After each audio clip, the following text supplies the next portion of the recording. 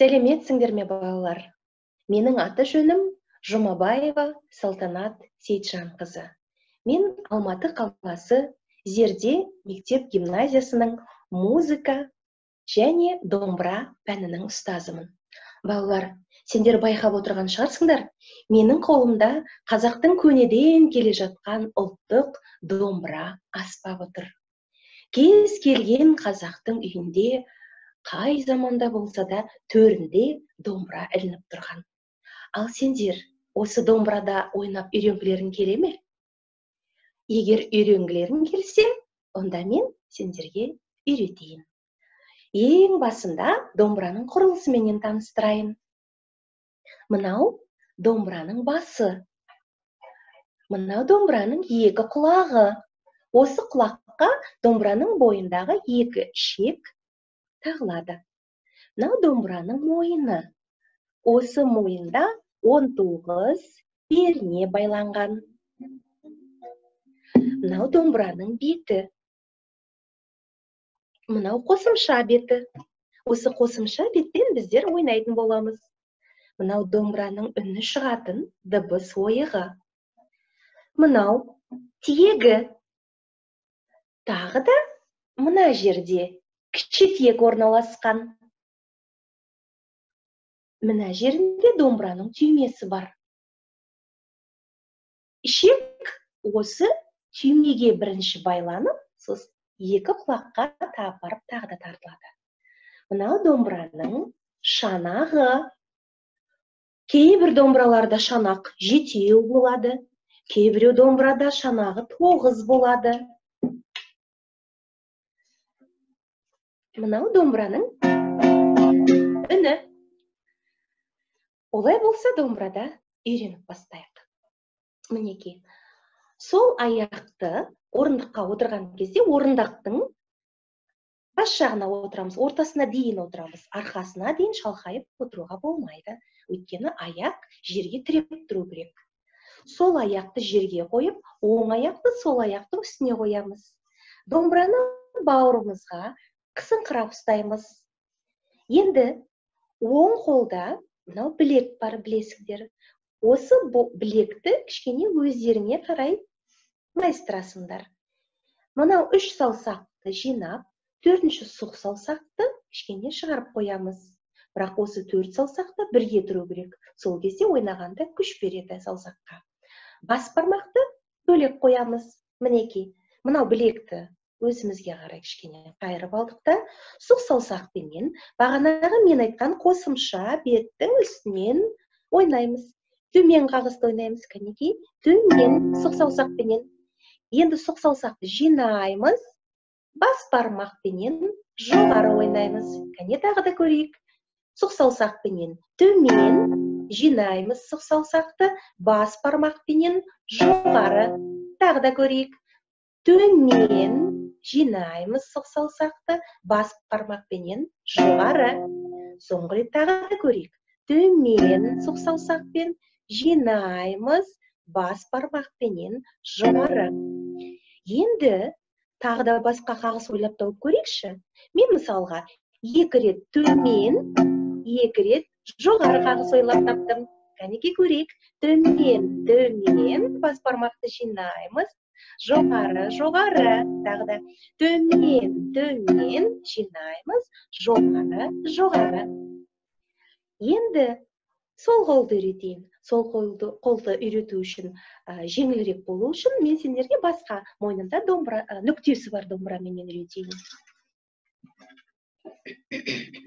Мінеки, мына домбыраның мойнында нүктелер бар, бетінде, мына бет жағында. Оны сендер көру үшін. Домбыраның бетінде 1, 2, 3, 4, 5, 6, кейбір домбыраларда 7-ші және 8-ші нүкте болады. Бізге қазір керегі 4-ші нүкте. 1, 2, 3, 4-ші нүктеден, яғни бас бармақты ұстадық. Неге 4-ші нүктеден бастадық? Өйткені 4-ші нүктеден төменге сағаға қарай пернелердің арасы жақын болады. Және де ойнауға өте ыңғайлы болады. Бас бармақты төртінші нүктеге осы пернеге қоямыз. Бас бармақ перне сияқты түп-түзу болып тұру керек. Оны не былайынан қисайтып қоюға болмайды. Болмаса дыбысы таза шықпауы мүмкін. Кәне бас бармақты қойдық, ұстадық төртінші нүктеден. Енді бағана қағыстарымызды қосып көрейік. Оң қолымызбенен, сұқ саусақпенен төмен, және бас бармақпенен жоғары. Тағы да көрейік. Төмен, жинаймыз, жоғары. Соңғы рет көрейік. Төмен, және жоғары. Енді келесі пернеге, астыңғы ішекке мынау сұқ саусақты басайық. Неше саусақ басылып тұр? 1, 2. Бұл басылымды 2 саусақ деп атайық онда. Кәне 2 саусақты ойнап көрейік. Төмен, сұқ саусақты жинаймыз, жоғары. Тағы да бір көрейік. Төмен, жоғары. Келесі пернеге, 4-ші нүктеге, демек, бас бармақтың қасына 1, 2, 3-ші саусақты басып көрейік. Енді саусақтың қай жерменен ішекті басамыз? Саусақтың мінекей, мұны ұшыменен ішекті басамыз жөндеп. Дұрыстап баспасақ дыбыс шықпайтын болады. Кәне көрейік. Төмен, жоғары. Тағы да төмен, жоғары. Келесі пернеге 4-ші саусақты басайық. Бұл басылымды 4 саусақ деп атайық. Төмен, жоғары. Төмен, жоғары. Келесі ең соңғы 5-ші саусақты басайық. Төмен, жоғары. Тағы да төмен, жоғары. Енді келесі тағы да бір басылымды үйретіп жіберейін. 3-ші нүктеден 1, 2, 3-ші нүктеге апарып, мынау сұқ саусақты басайық. Неше саусақ басылып тұр? Иә, 1 саусақ басылып тұр. Бұл басылымды 1 саусақ деп атайық. Төмен, жоғары. Тағы да көрейік. Төмен, жоғары. Енді 2 саусақтың тағы да бір түрі қалып қойды. Біз мына жерде көрші пернеге бастық, бас бармақпенен 1-ші саусақты. Енді ортасында перне бос қалмады ғой. Енді ортасынан тағы да бір пернені босатып жіберейік. Ортасында ашық бос перне қалды. Бұны біз үлкен 2 саусақ деп атаймыз. Оны да көрейік. Төмен, жоғары. Төмен, жоғары. Енді басылымдарды үйреніп болдық. Енді бір оңай жаттығу үйреніп көрейік. Мен сендерге қазір алақай деген жаттығуды үйретіп көрейін. 2 саусақты осы 4-ші нүктеден ұстаймыз. Кәнекей 2 саусаққа төмен Енді қасына келесі 3 саусақты басамыз. Жоғарғы қағысқа және де 4-ші менен 5-ші саусақты бірге басамыз. Қай. Тағы да көрейік 2 саусақтан. 3 саусаққа жоғарыға. Және 5 саусаққа. Қай. Тағы да бір көрейік. 3 саусаққа. 5 саусаққа. Қай. Енді кішкене қиынырақ жаттығу үйреніп көрейік. 2 саусақты ұстаймыз. Өзіміздің білетін 3 саусаққа. 3 рет ойнаймыз осына. 3-ші рет. Және 5 саусаққа. Қай. Сонда бізде не шықты?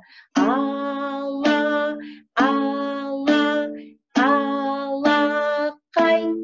Осындай жаттығу шықты. Кәне бірге ойнап көрейік. 2 саусақты ұстаймыз. 3 саусаққа.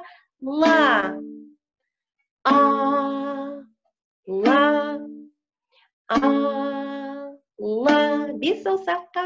Қай. Соныменен біз бүгін 2 жаттығуды және домбыраны ұстап үйрендік. Домбыраны жылдам үйреніп кету үшін біз күнде үйде қайталап саусақтарды шынықтыруымыз керек. Онда сендерге мен үй тапсырмасын берейін.